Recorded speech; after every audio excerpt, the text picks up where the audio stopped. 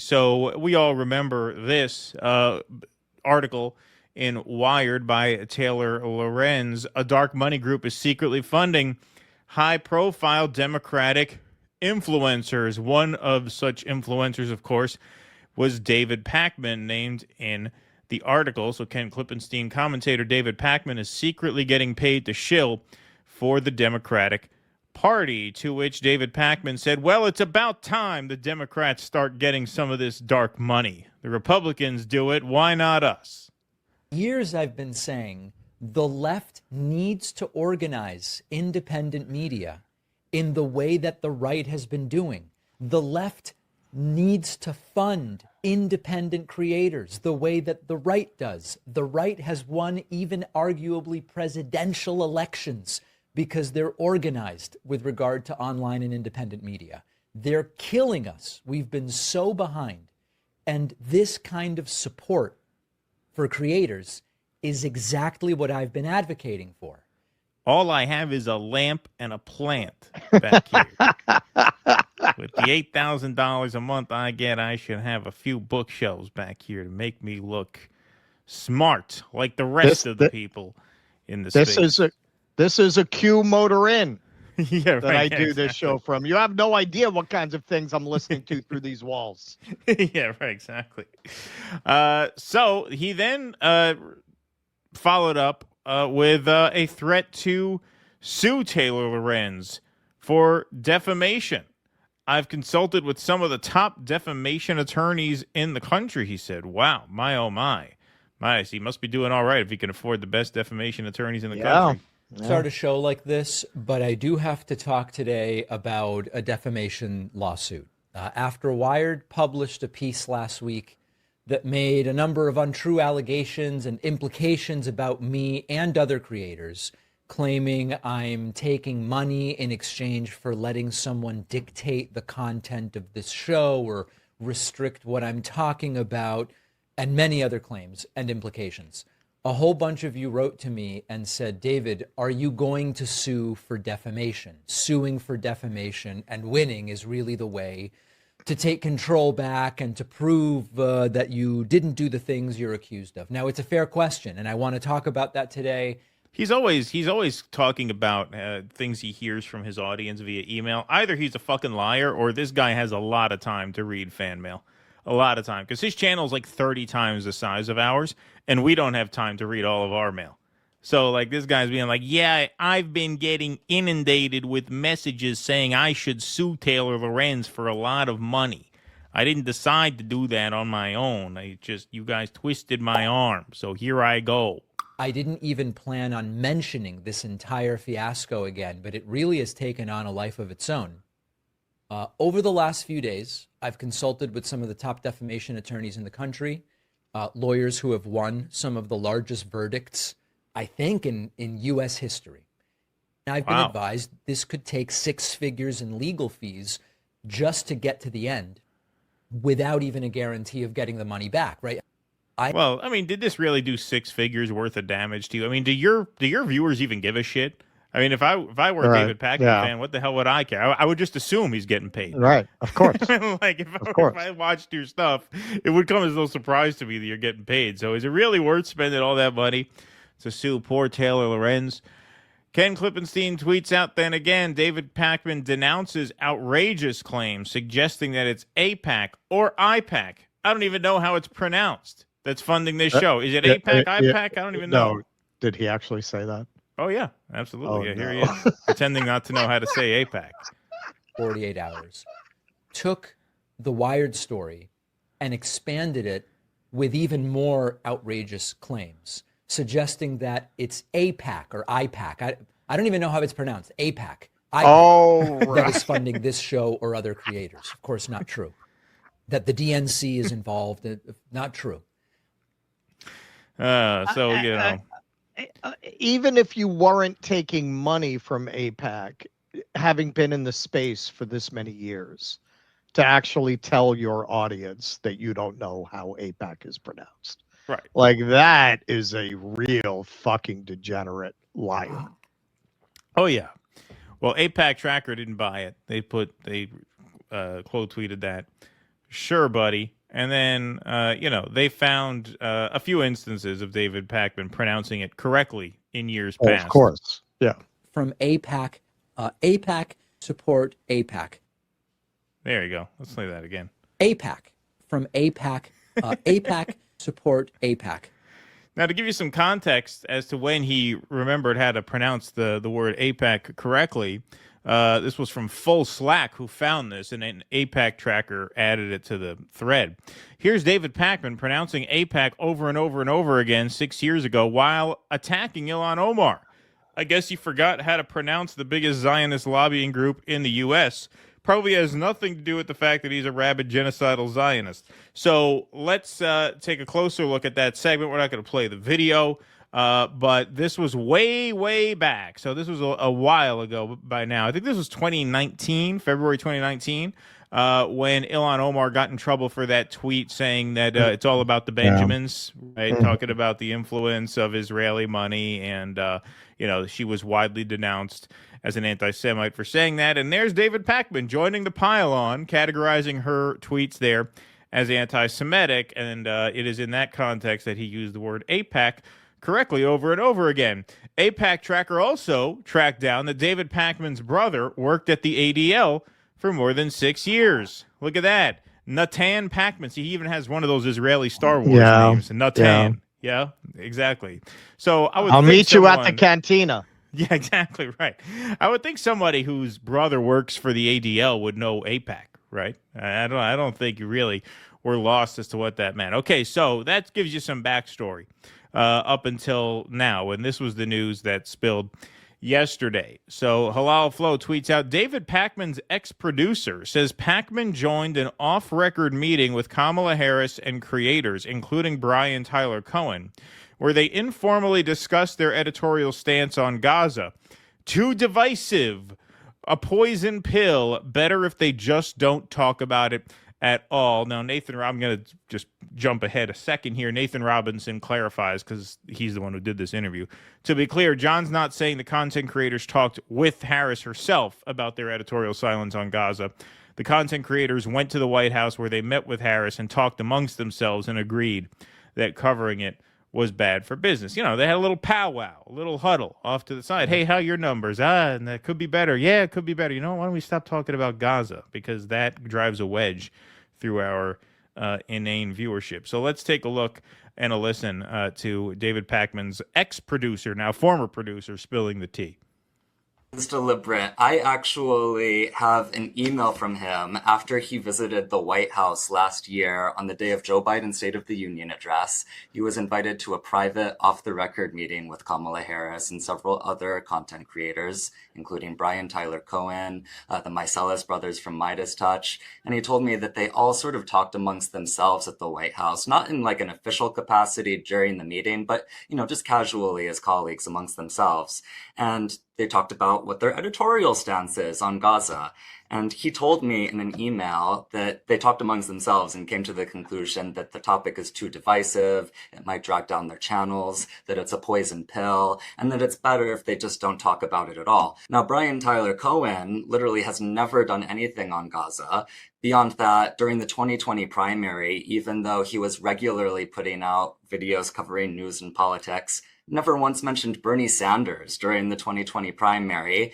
And we see today with this rise of Zohran Mamdani, has Brian Tyler Cohen covered him? No, not at all. So I would suggest that, yes, there absolutely is suppression on Gaza, but there also goes beyond that into like a broader shutting down of leftist issues. If you are a content creator and you have a platform of 3 million, 4 million people, and it's your job to analyze news and politics for a living, and yet you don't ever mention Gaza, it's like, I just don't understand how you would be able to sleep with yourself at night. I certainly wasn't able to when I worked for him. To be honest, I sort of feel like I have blood on my hands, or it's like he has this audience of 3 million people who are, broadly moderate, centristy, liberal types who, theoretically, if they did hear about what was happening there, then, they might have been more critical of Biden. There might have been potential to pressure him and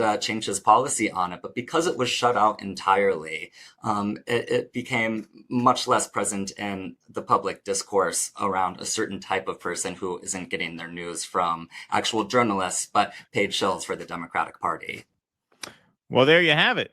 There you have it. That explains it. That explains it. It was kind of surreal to see this issue just like disappear from Democratic Party discourse throughout the campaign. It was very strange when I went to New Hampshire to cover the primaries. I covered the Trump event and the Haley event, but I also covered two Democrat contender events. Now, Joe Biden decided not to compete there because they did the whole thing where they screwed the delegates out of the convention process and all that. But yeah, at the Dean Phillips event, no mention of Gaza whatsoever until someone in the audience brought it up, and then I brought it up a little more rudely. And then Marianne didn't mention it at all either. It came up in the talkback in the Q&A. It was very striking and surreal and infuriating to see how that issue was just completely disappeared. Well, here you have an example of why and how that happens, right? You have a lot of Zionist Democrats like Pakman and like many in his audience. And then you have a lot of more progressive types who also kind of, file into that audience from time to time. Pakman used to appear on TYT back in the day. He got some of them in his audience. He considered himself like a nominal Bernie guy back in the 2016 primaries. So, he is of that variety.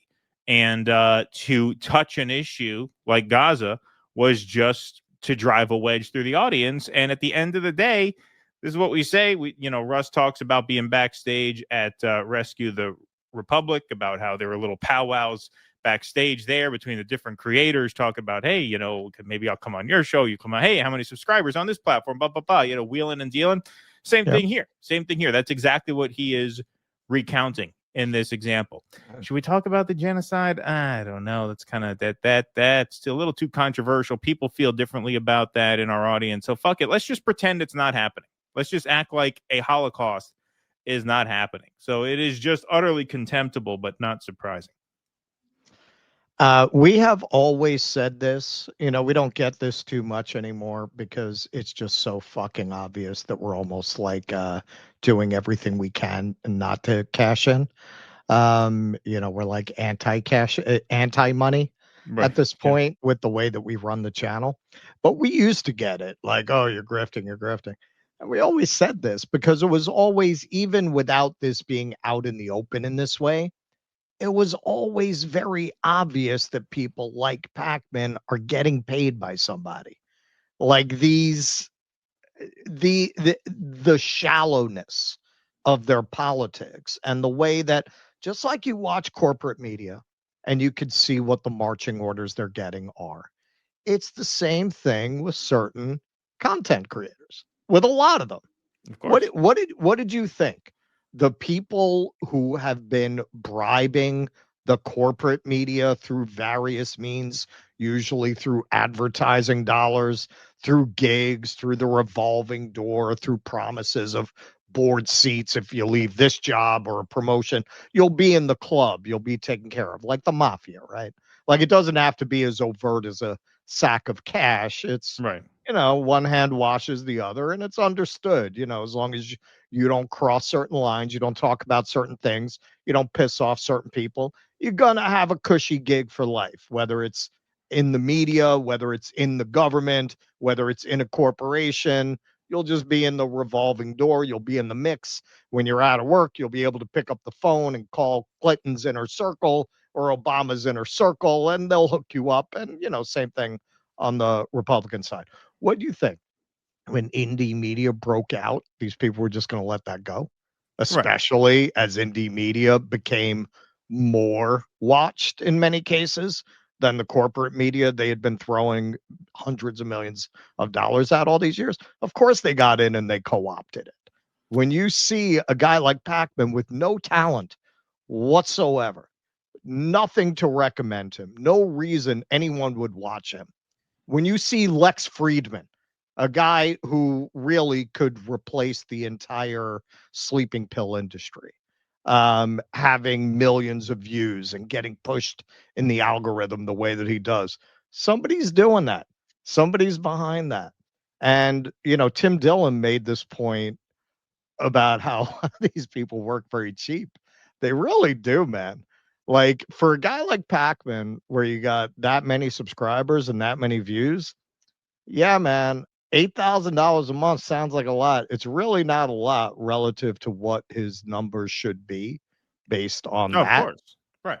So you're going to compromise your whole integrity for $8,000, but that's the thing. These people don't have any integrity to begin with.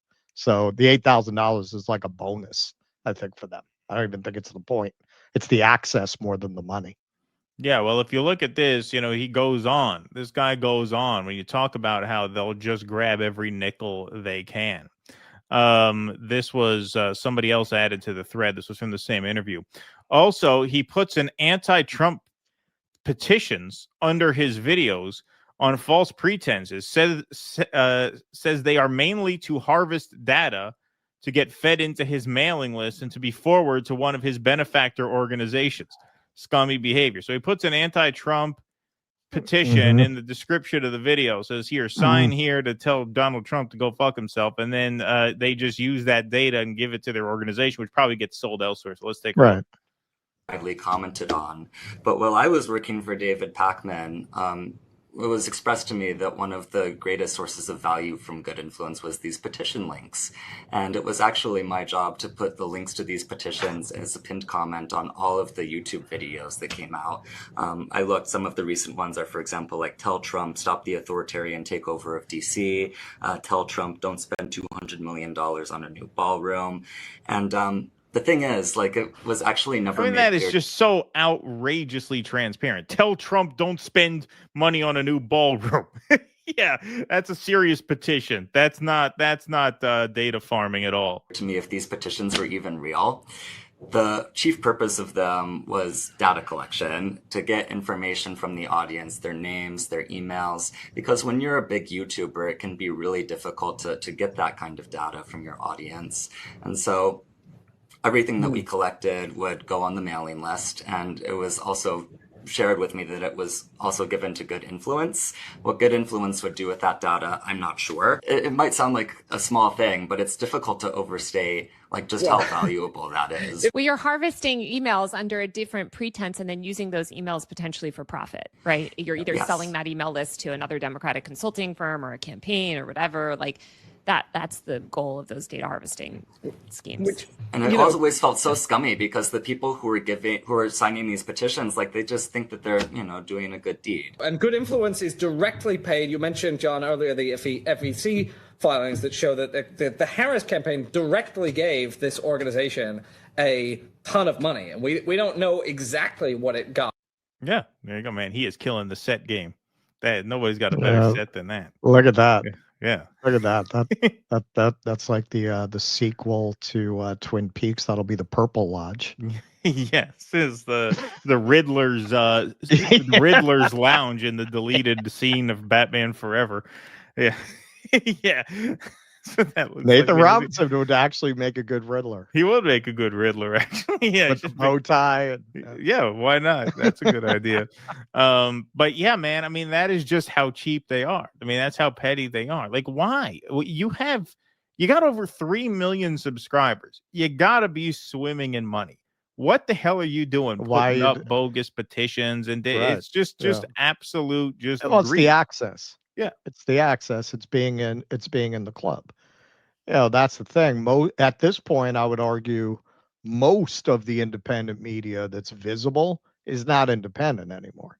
They got it. They bought it. They bought most of these people. Easier to buy than the corporate media. You don't have to go through a marketing department. Sure. You don't need to tell. You find some Look nameless how cheap these woman people on the other end of the email. I'll circle back. I'll run this by the team. There's no team run it by you. Email him directly. Boom, done.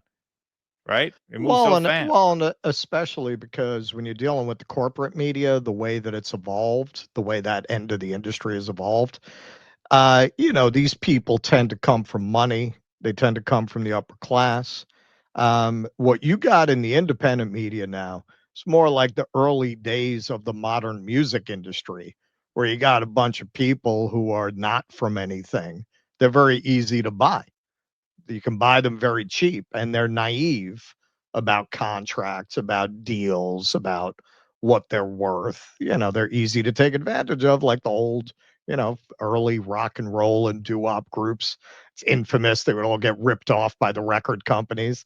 You see some of these things where these people are willing to sell their soul literally for, who was it? Nick Sorter exposed that Sodagate thing. Right. These people, the top pay was $1,000 to Right. completely risk your reputation.